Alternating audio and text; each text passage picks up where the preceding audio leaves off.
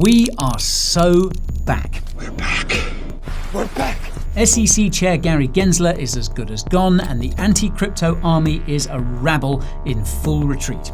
The new president-elect is a DeFi founder who made a spectacle of buying hamburgers with BTC. Nothing is far-fetched anymore. But among all of the pro-crypto policies that are now on the table, there is one final boss towering above them all.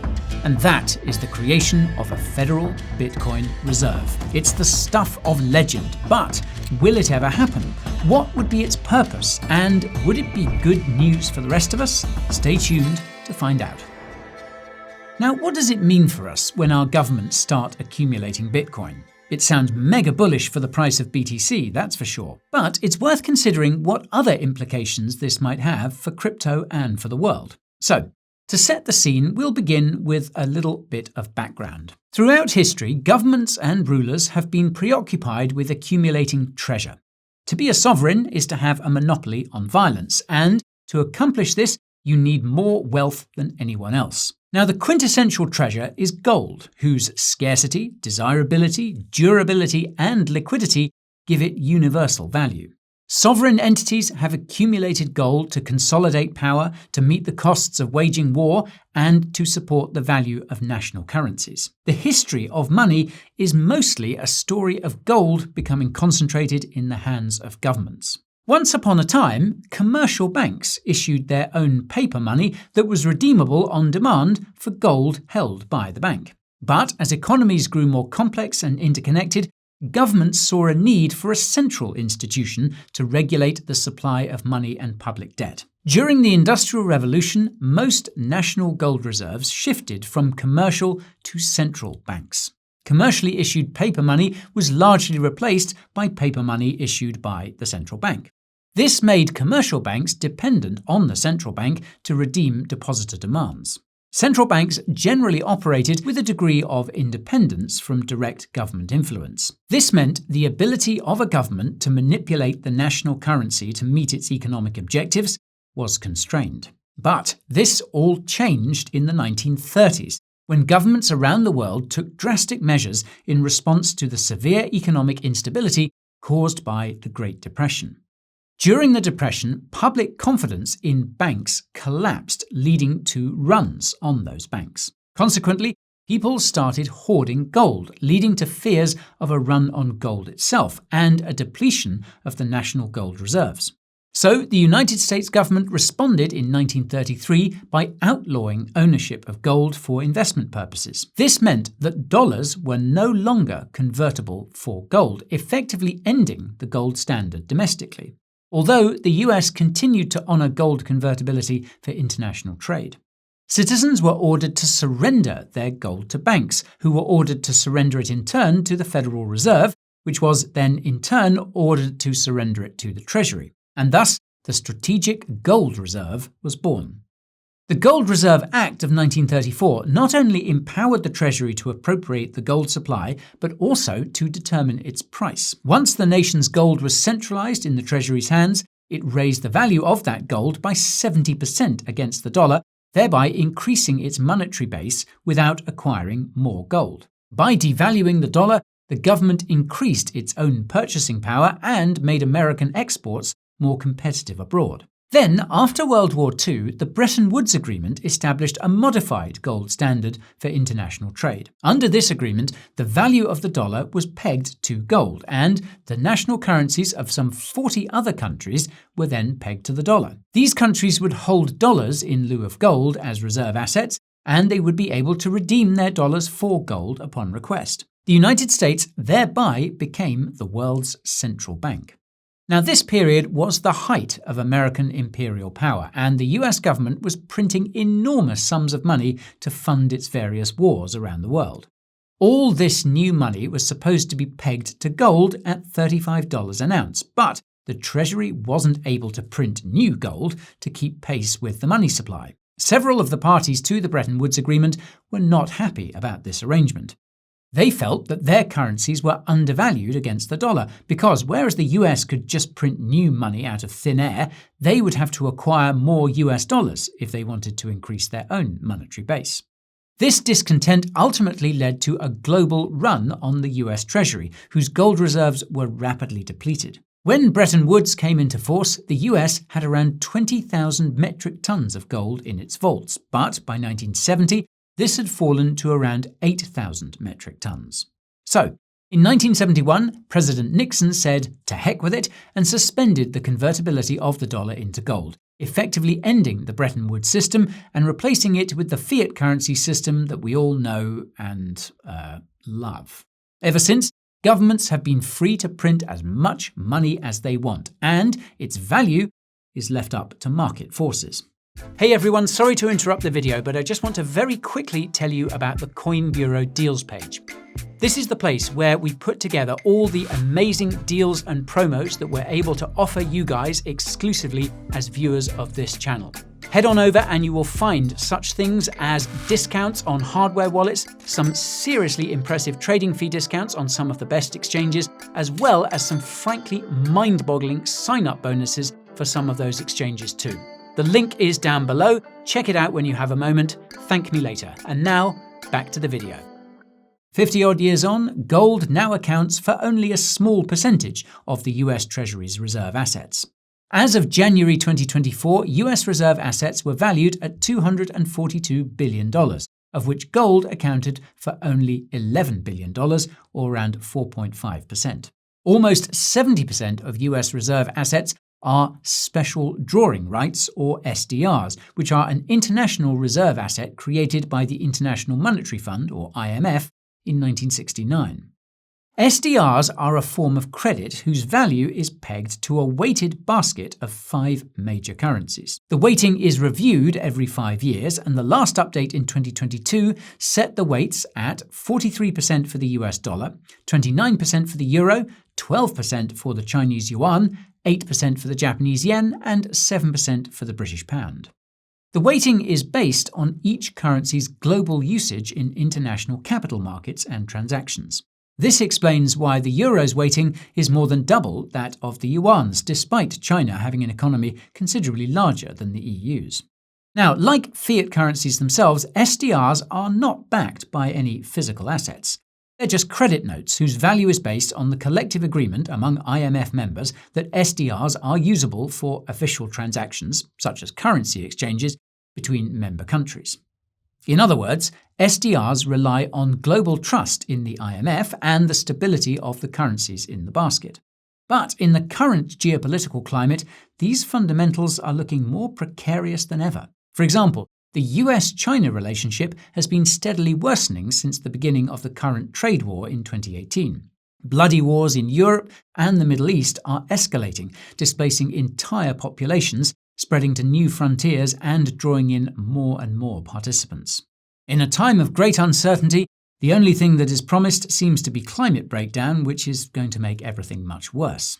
Meanwhile, the US national debt is spiraling out of control, and everyone knows that it's just going to inflate the debt away and devalue the dollar in the process. The rise of the BRICS nations and the de-dollarization movement say a lot about the decline of US hegemony. The BRICS Club is growing and openly pursuing objectives that run counter to Washington's interests, and history fans will know how remarkable it is that they made it this far without any of their leaders suddenly popping their clogs.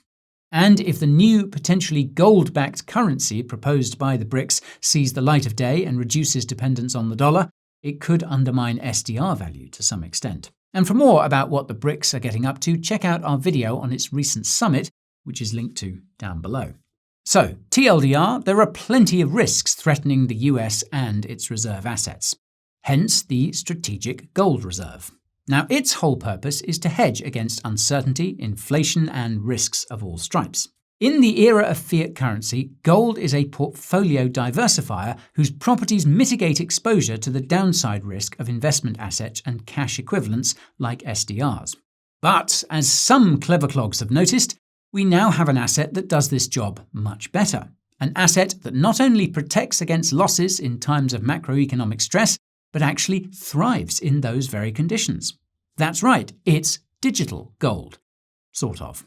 Now, we like this moniker, but it doesn't accurately reflect BTC's unique properties. Unlike gold, BTC can be bought and sold immediately by anyone, anywhere, at any time. This makes it the most liquid major asset there is. As a result, it functions as a kind of liquidity alarm bell. When news of some macroeconomic shock breaks, BTC dumps faster and harder than other major assets. This prompts naysayers to say it's failed to do its job as a gold substitute. However, BTC also recovers much faster than other major assets and typically continues to rally as though nothing had ever happened. It has done this time and time again during major and long-lasting crises of all kinds. As such, BTC's risk and return drivers are starkly different and in many cases inverted versus most traditional investment assets. Now, if this is news to you, we recommend checking out our video on BlackRock's investment thesis, which is linked to down below. Anyway, gold, on the other hand, tends to do very little.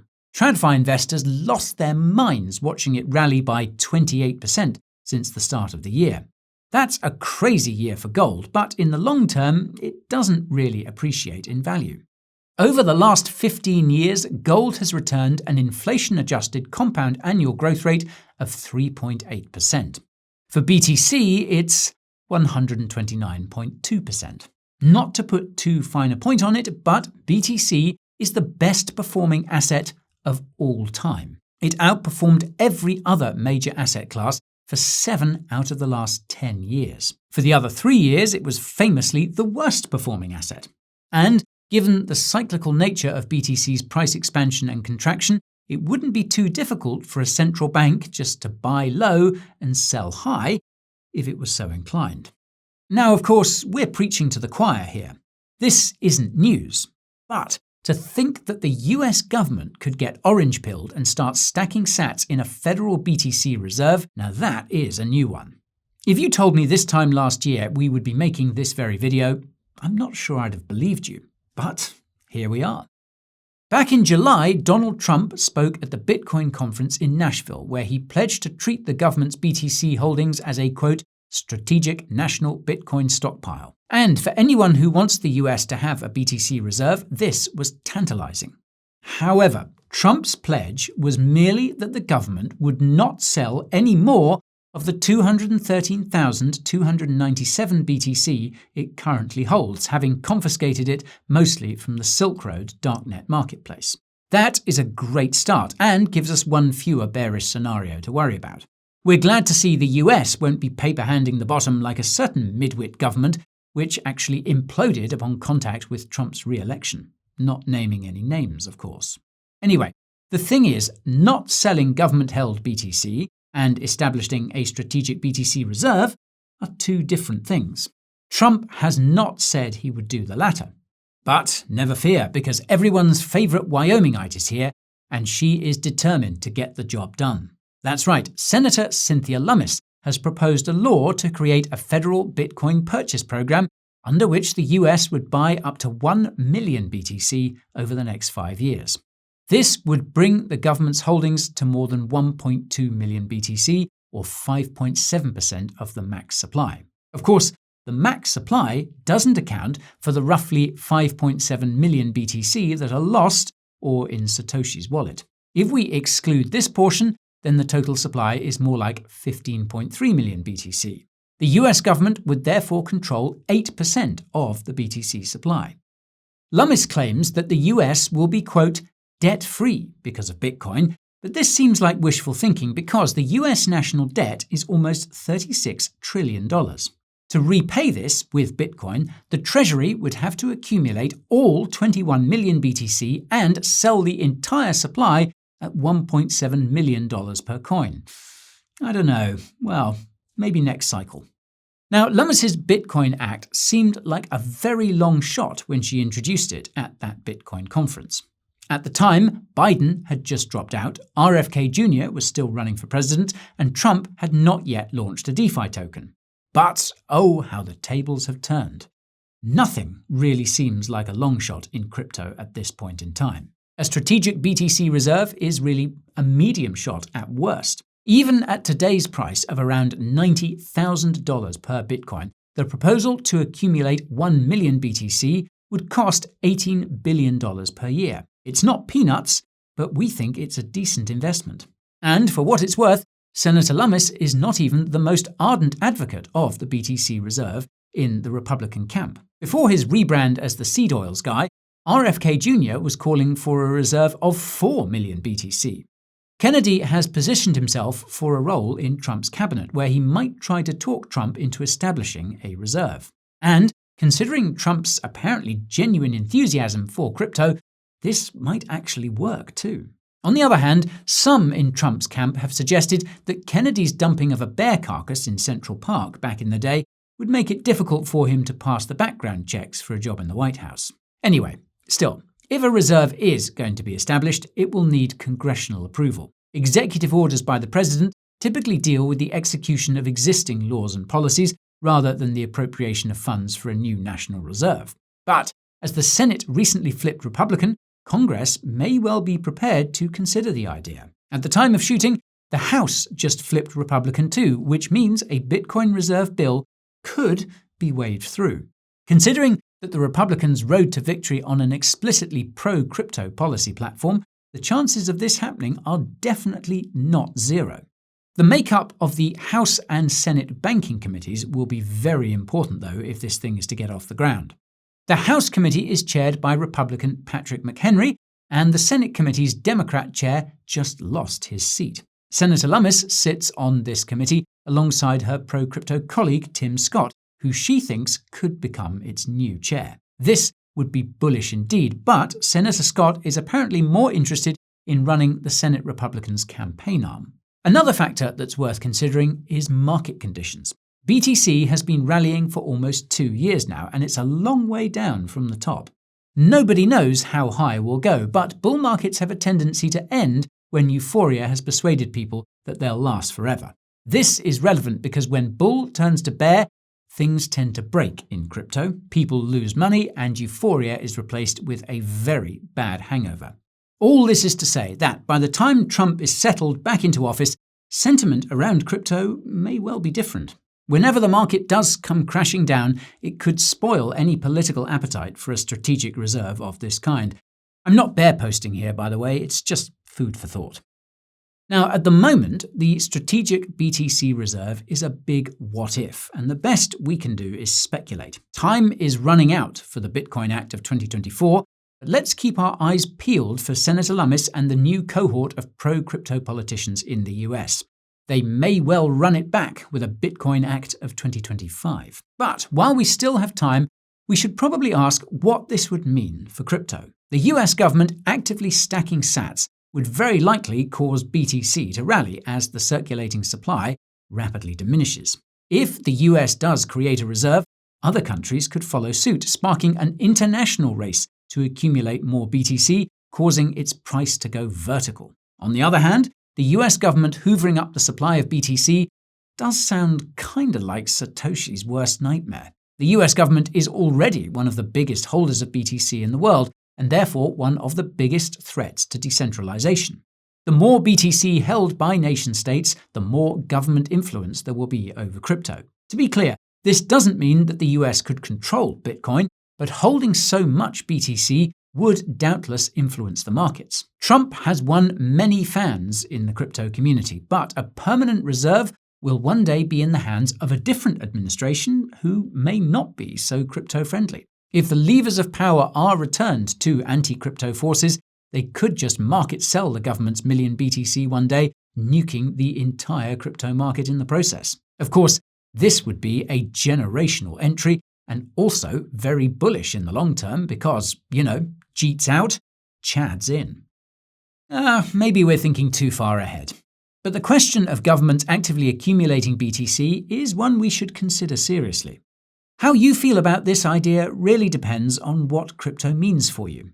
If crypto is simply a vehicle for accumulating more fiat currency, well, then nation-states pumping your bags is perhaps the best-case scenario. On the other hand, if crypto is freedom from the shackles of fiat currency, then you probably don't want governments getting involved at all because, these are the guys who brought us fiat currency in the first place. But what do you think? Are there any angles to this that we're missing? Let us know in the comments below. And with that, I will bid you adieu. So if you learned something new, don't forget to drop us a like and make sure you're subscribed and have your bell notifications jingling so that you never miss another upload. As always, thank you for watching, and I'll see you next time. This is Guy, over and out.